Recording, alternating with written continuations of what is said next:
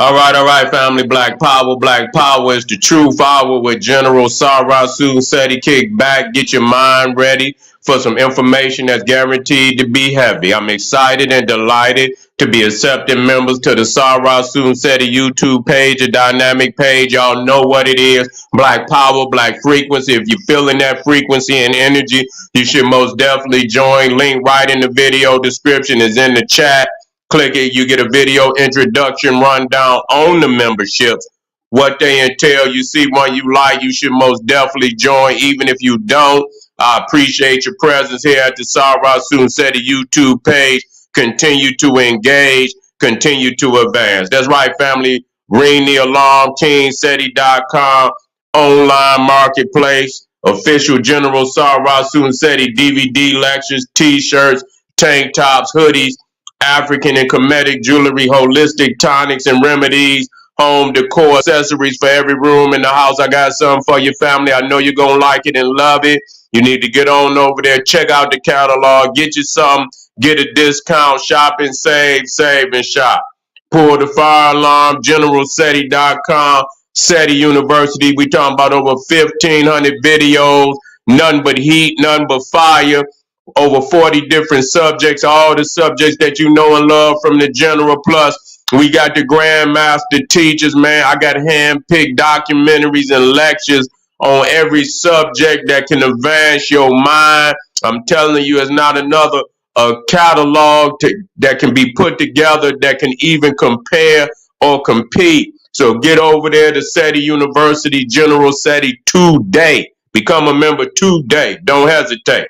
You feel what I'm saying? And everybody knows SETI popping on Patreon, dropping nuclear bombs on Patreon. We going live, family.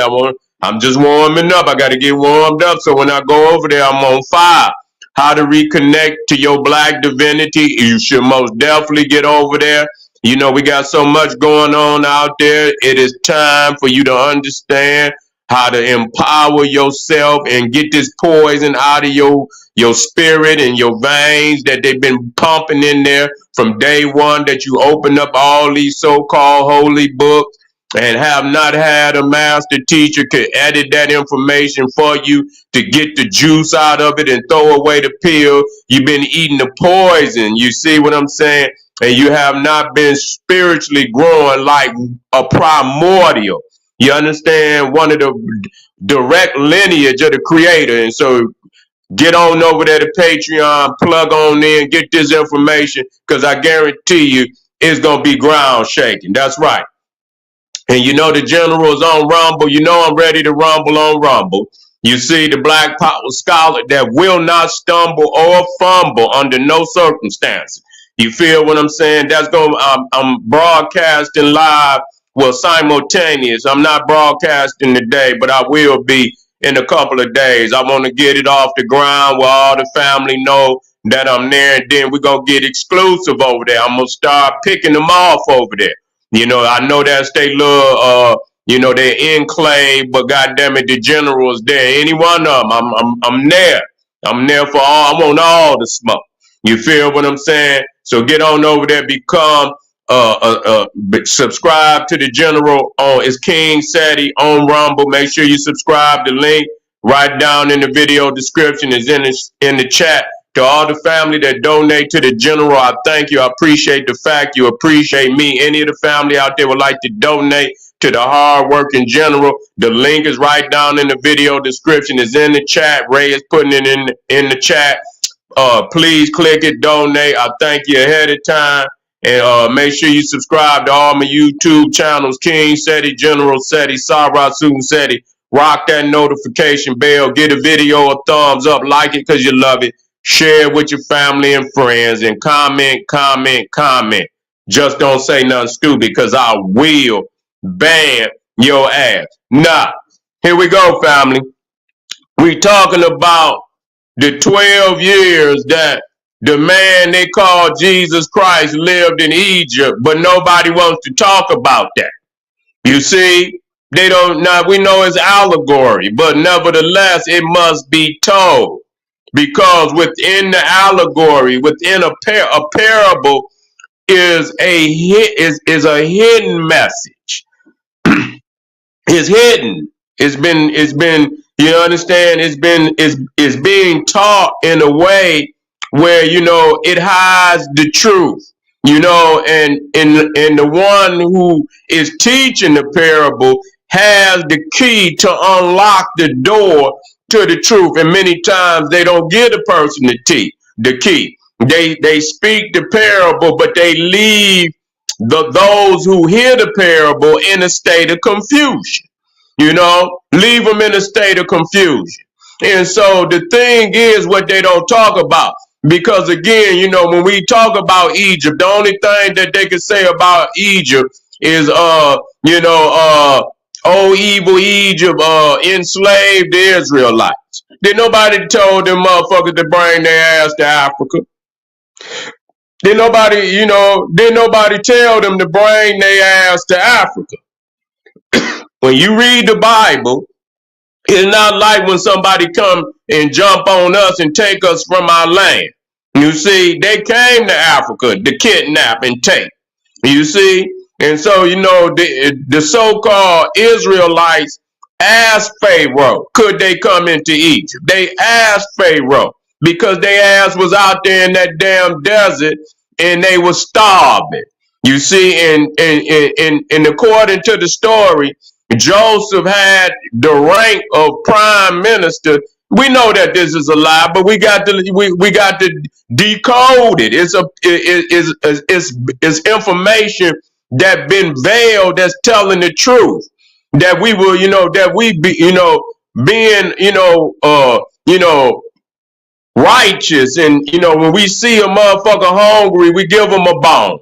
We give him a bone. We give him, something to eat. If we got land that, and you can do some work, we're going to hire y'all to do some work for us. You see what I'm saying? But you got to go down there in the land that they call Goshen, and that's where they went. But they asked to come into Egypt. Didn't nobody go get their raggedy ass. Didn't nobody go looking for them. They asked to come, and Pharaoh of good favor allowed them to go in. But they don't never say that Pharaoh showed favor.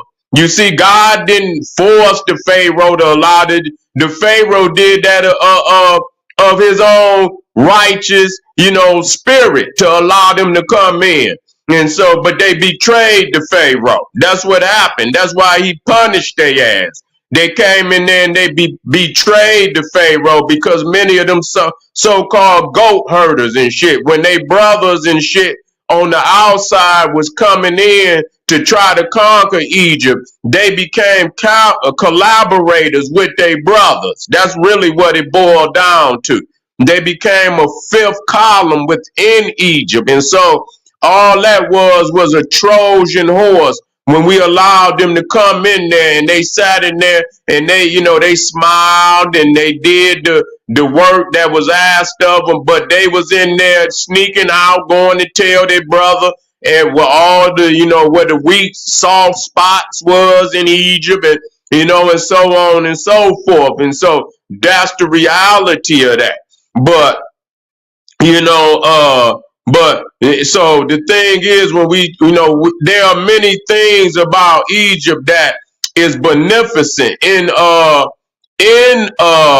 the Bible, but they don't talk about it. And one of the other ones is the fact that when Jesus, and we know, again, I don't want y'all to think we teaching, we're preaching, we're teaching. We know ain't no damn Jesus, but we breaking this down for niggas out there that's lost in the book. And if we can get them and show them through this book that Egypt and the Nile Valley and Kush, and you know what I'm saying, and the Kushite Empire is our real history, this is a way and a means to get them over into the real history. And it is some real history in the book, but you got to peel them out of it by finding that truth in this book and use it as a springboard to get them over into the real scholarship. You see, and so that's what we're doing here.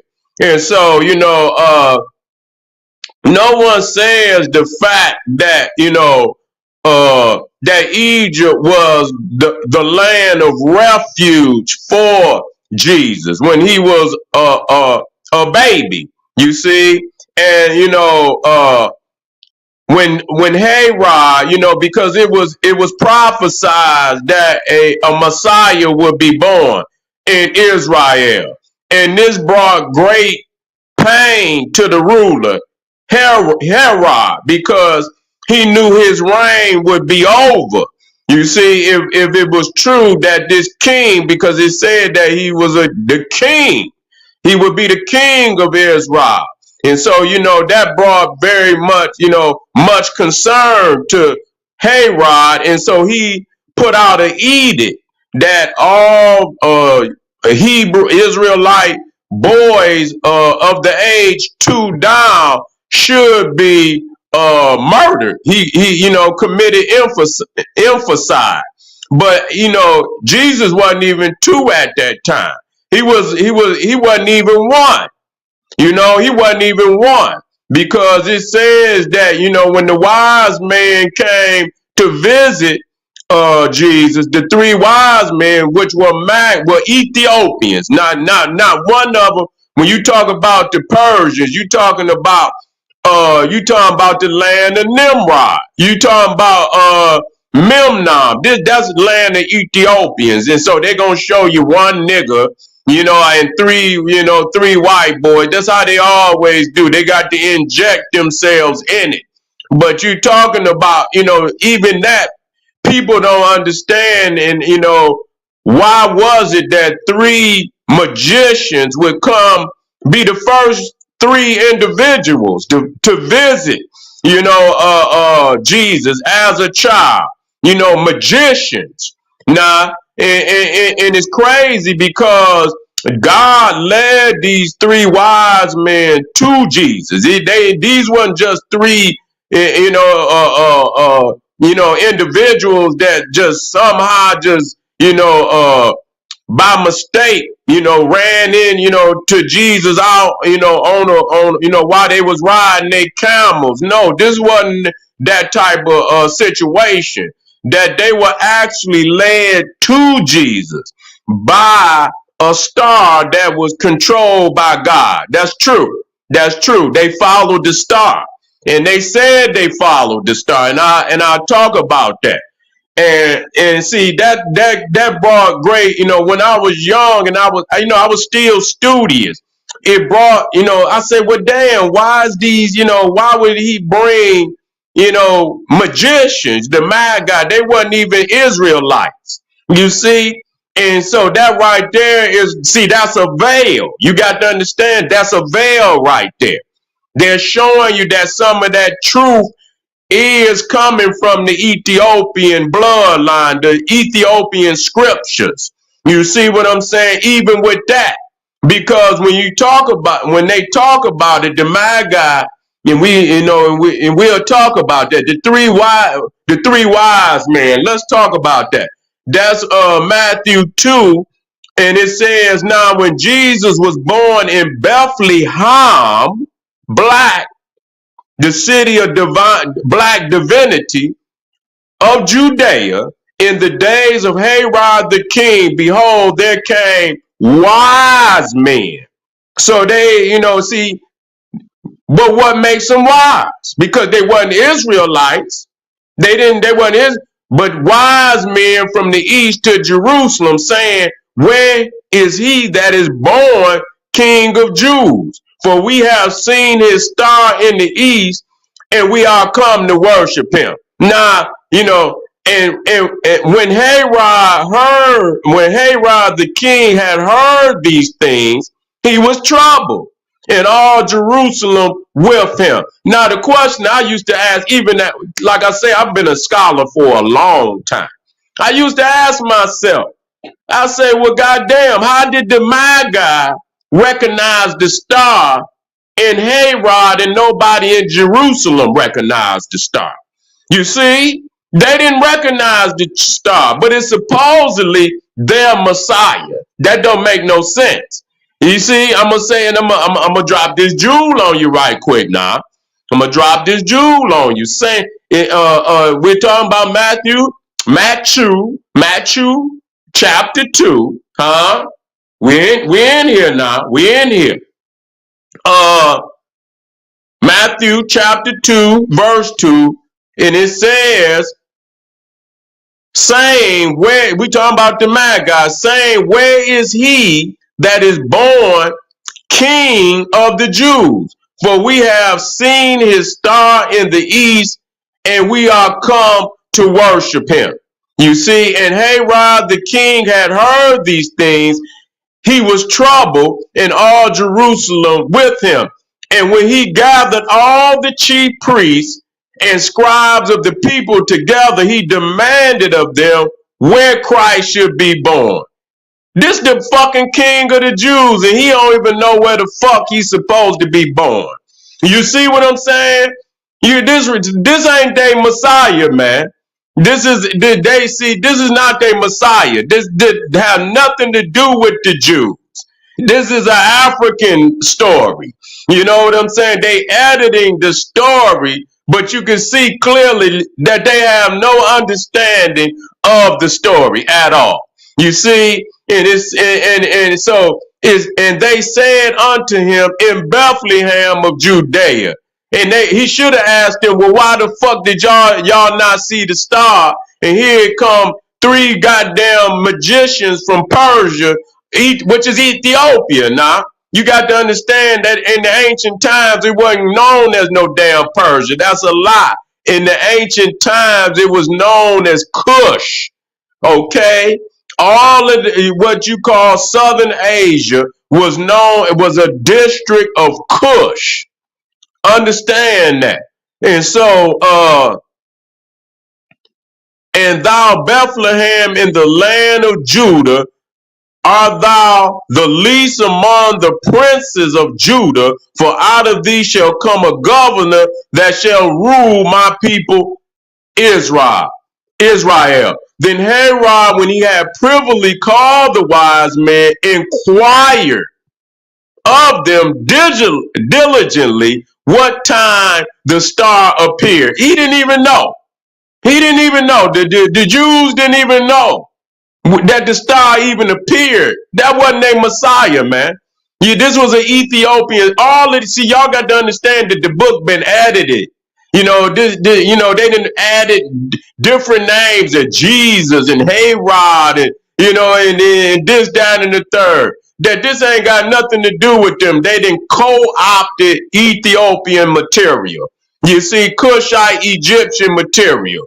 And so ain't no way this is their Messiah, because they don't even know the celestial signs that are supposed to happen when the time for the Messiah is to be born. They don't have no idea that this is even happening. You see, and you know what he did? And he sent them to Bethlehem. He sent the three wise men to Bethlehem and said, go and search diligently for the young child, and when ye have found him, bring me word again that I may come and worship him. When they had heard the king, they departed, and listen, and lo, the star which they saw in the east went before them, and went before them till it came and stood where the young child was. So the star led these three Ethiopian priests to Herod, to Jesus. See, we got to wake up now. We got to wake up. We got to wake up, and we got to know that, they didn't, added names that didn't have nothing to do, you see, with the story. You see, and so the star actually didn't lead no Israelites. Didn't lead no Israelites to Jesus. No, they led Ethiopian priests to the young boy. You see, and went before them till it came and stood over where the young child was. When they saw the star, they rejoiced with exceedingly great joy. And when they were come into the house, they saw the young child with Mary his mother, and fell down, with Isis his mother, and fell down and worshipped him. And when they had opened that, so the first Christians was the Magi. Y'all didn't know that now. Remember who told y'all that. The first worshipers of Christ. Now, when y'all understand what Christ is, again, we got to peel that off. That means black, okay? The Christ, Krishna. If you go in Sanskrit, you will see that it means Krishna, and it alludes to melanin. It alludes to melanin because of the oil. He says, he anointed my head with oil. Christ means anointed, but anointed with what? And then when you go into Sanskrit, you'll see the Christ figure there, Krishna, means black. So when it says he anointed my head, or he's the anointed, and you ask anointed with what, you will see it was the holy oil that they call melanin. See, we got to talk. We got to talk about this. And so the Magi was the first that worshiped. The first worshipers of Christ was the three wise men. So let that be known. The Ethiopian priests that came from Elam, not Persia. You see, and Susa, which was the stronghold of Memnon, and who was the king of Ethiopia. All of that was Ethiopia. Okay, and they gave him and opened their treasures. They presented him with gifts of gold, frankincense, and myrrh, and being warned of God in a dream. Listen, you see, and being warned of God in a dream that they should not return to Herod, they departed into their own country another way. Okay, another way. Now, what you got to understand here, listen to this. Now, when the Magi, knowing, and now if they're going to come all the way to worship this young boy, you see, this young baby, they already know who he is. They already been warned by God that Herod is seeking the young boy's life. And it says that once, that God warned them not to go back to Herod. You see what I'm saying? That they should depart and go another way. Don't you believe that they would tell Joseph, look, Herod is seeking Jesus' life. You see what I'm saying? Now in the Bible, it's going to say that God told Joseph. You see, but the wise men who were priests, and to see all of them priests of the Ethiopian Empire, they were linked. The Nile Valley was the Grand Lodge. Now, when you go to Egypt at Luxor, that's the Grand Lodge of the Egyptian mystery system and the global system. You see, that was the Grand Lodge at Luxor. And so when they got ready to leave, of course, they would warn the young boy and his family, like, look, them goddamn Israelites is seeking y'all life. Herod is seeking y'all life. What I want y'all to do is our brothers is going to be waiting on you. Our brothers and sisters is going to be waiting on you in Egypt. You see what I'm saying? Get your shit together and go and they don't know where you're at. And so it's a perfect time. I'm going to give you the route and you take this route and I'm going to give you this. I'm gonna give you these trinkets and this, and when you get to this, they're gonna be waiting on you. And so the African priest had gave them the information. You see what I'm saying? And it says, when they departed, behold, the angel of the Lord appeared to Joseph in a dream, saying, arise and take the young child and his mother and flee into Egypt. But the African priest had already told. So you see, that's when you start to add allegory and shit. They had already told them, like, look, Herod is seeking his life. Y'all get up and go into Egypt. Now, when you look at when they got there, when you look at the nativity, Jesus is a baby. He had just been born down there. He was in the manger. You see what I'm saying? He had just been born. And so when they went into Egypt, Jesus wasn't even 1 year old. He was still a child. And the next time you hear of Jesus, he was 12 years old teaching in the damn synagogue. See, that show you how cold-blooded Egypt was. He went into Egypt and he was there for 12 years. And when he came, because the Magi was priests, so he obviously, when he got into Egypt, he went into the school system. You see what I'm saying? And when he came back to Jerusalem, you see what I'm saying? He was in the damn synagogue with the rabbis, and they were astounded by how in depth a 12-year-old boy, you see what I'm saying, and how advanced that he was. He had their ass stuck on stupid. But see, people don't talk about that. Now, on another video, because I'm going to take my time to do that.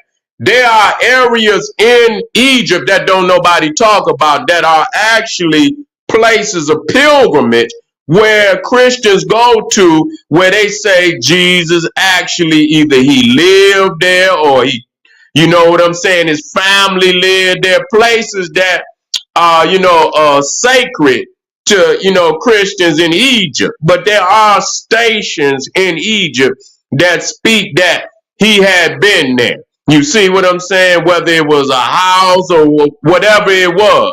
Now, this is, like I say, this is not at all any endorsement of Christianity as a whole. No, it's not. I understand that this is a veiled book and that the information is coming from more ancient stories that they've taken and they've added new names and they've crafted their own rendition of the book. But that underlining Ethiopian, ancient Egyptian spirituality is still there. You see what I'm saying? It's still there. And so what the general do is I come in and I peel away all the veil and I give it to you just, and for the family out there that might be,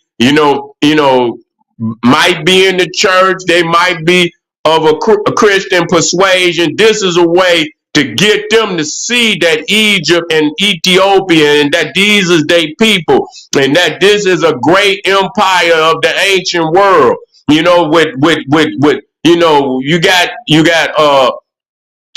branches of the Ethiopian empire all across the world. You see, and that's our legacy. And if I can use this book to go in there, and it is, like I say, it is some truth in here. It's wrapped around a whole lot of lies, but we can shred the lies and pull the truth out of there. And we can use this truth to help be a springboard again to get our people that might be in the Christian and Islam or whatever it is, to get them into the African history, the African spirituality, and and share the lies of Christianity, share the lies of Islam and Judaism and any other Islam. You see what I'm saying? And so, family, understand that again, that Jesus spent 12 years of his life in Egypt. That's profound that nobody really talks about. You see what I'm saying? And this is what gave him the advanced knowledge that all of these so-called saviors, whether they lived or not, their legacy speak that they went to the Nile Valley to get their education, whether it was Jesus, whether it was Buddha, whether it was a lot of these other deities, you know what I'm saying?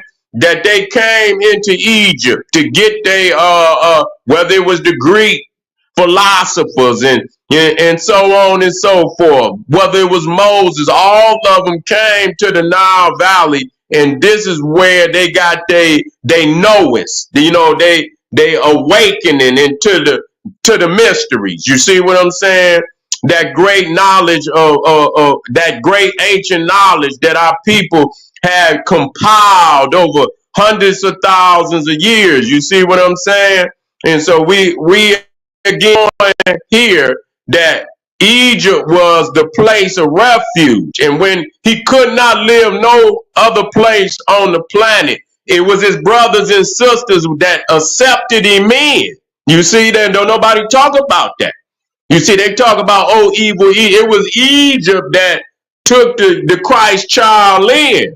You see what I'm saying? And gave him refuge and protected him and hid him from Herod and Caesar and who was seeking his life. Nobody talks about that.